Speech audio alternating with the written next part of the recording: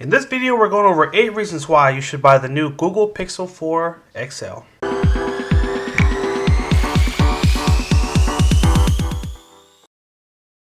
Hey everyone, thank you for joining us today. If you want to stay up to date on all the mobile tech that's coming out and learn cool tips, tricks, and hidden features, make sure you hit that subscribe button down below and tap the bell to turn on post notifications so you can be alerted every time we post new videos.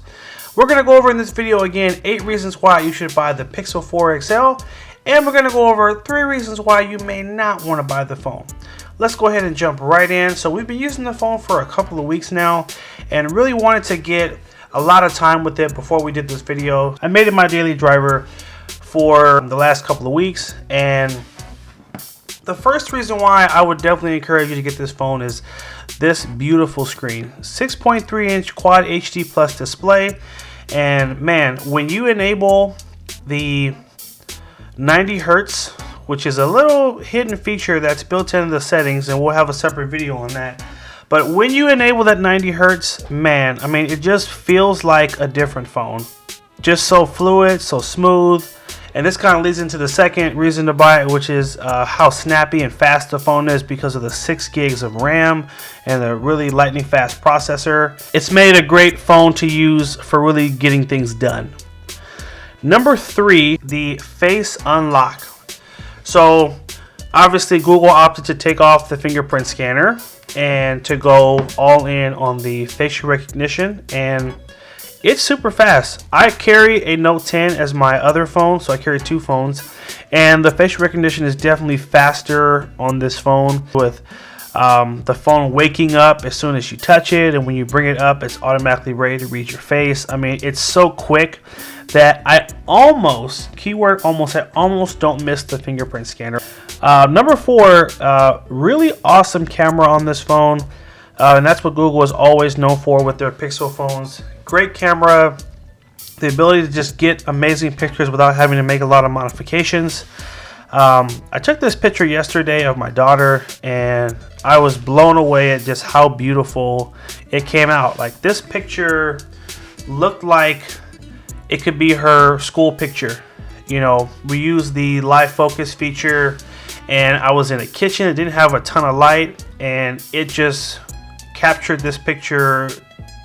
It just came out amazing. I did test out the night shot and some of the different night features. This wallpaper I'm using is actually a picture I took in downtown LA, and it came out beautiful. So beautiful that I made it the wallpaper of the phone.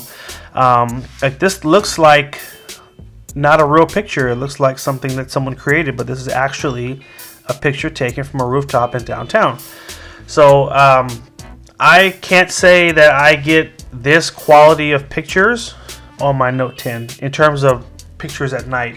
I think this definitely separates itself in terms of the night pictures, because man, I mean, this is probably one of the best night shots I've ever taken. Number 5 is going to be, you're getting the latest version of Android software. You are also getting, you know, those updates. You get the updates the fastest, which I love. And an interesting choice Google made on this phone, going all in with gestures. So you don't see a home button at the bottom here, and I mean, it takes a little getting used to, but essentially they're moving to a model that's very similar to how the iPhone is. No home button.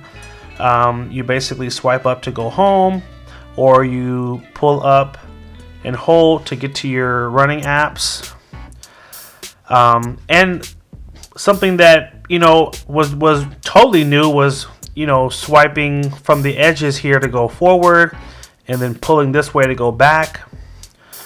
Like, no back button. Even on the screen now, you don't see a back button, because the way you go back is by just pulling on the left side of the screen. Just swipe in, and that's how you go back. So takes some getting used to, but once you get used to it, I mean, it works great.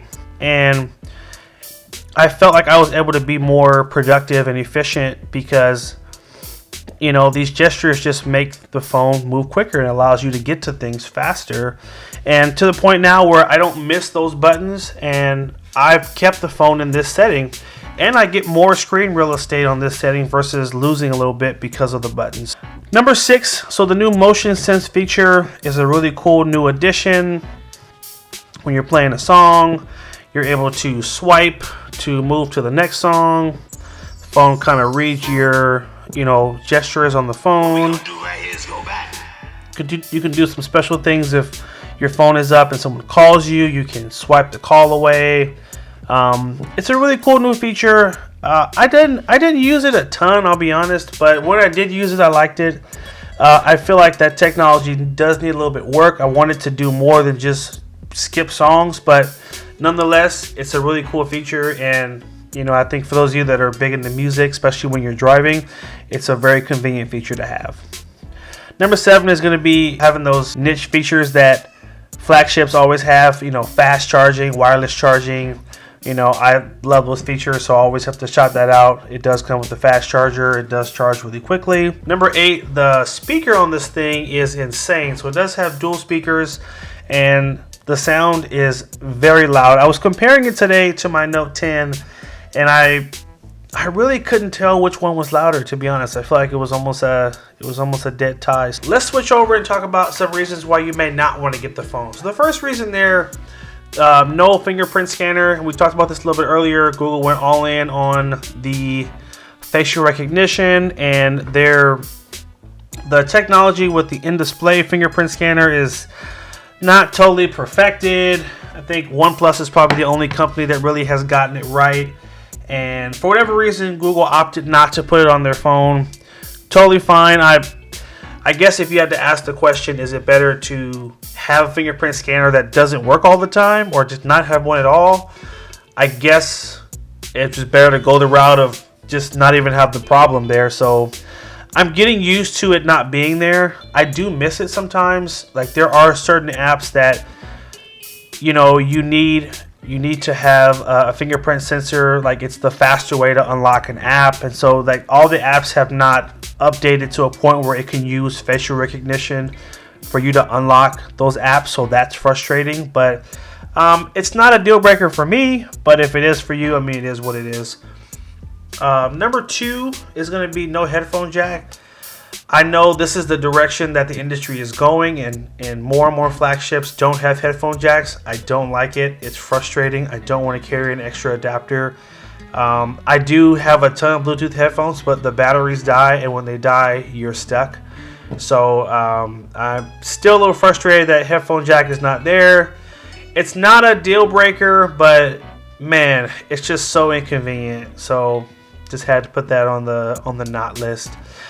Number 3 is going to be the battery. So it does have a 37 milliamp battery, which is very good. It's definitely more than my Note 10.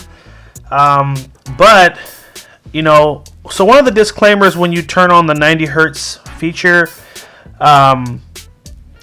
it does drain the battery more. And I like the 90 hertz refresh so much that I want it on, and therefore my battery always tends to run low towards the end of the day. So I hate that I can't get through a whole day.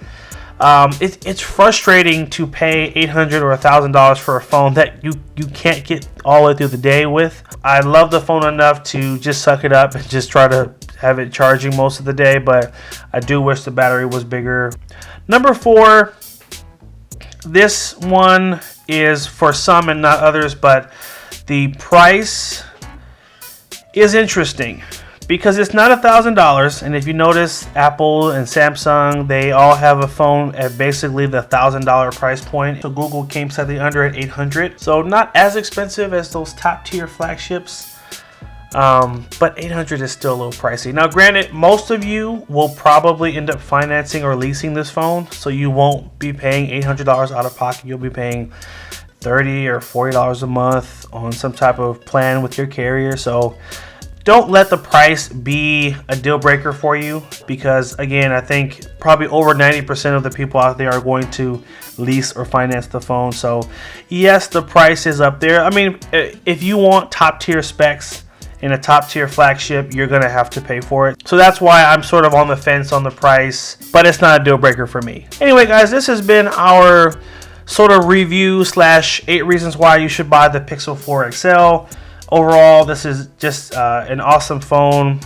productivity wise, it's awesome. The camera is awesome, and the style and the feel is great. I think Google did a great job. They're moving in a great direction, and you know, only greater things are to come. So hope you guys like this video. Do me a favor, in the comment section down below, let me know, what reason do you think is the most important reason for you in buying a flagship or buying a new phone? And does this phone measure up for you, and are you considering picking up one? I'd love to hear your thoughts in the comment section down below.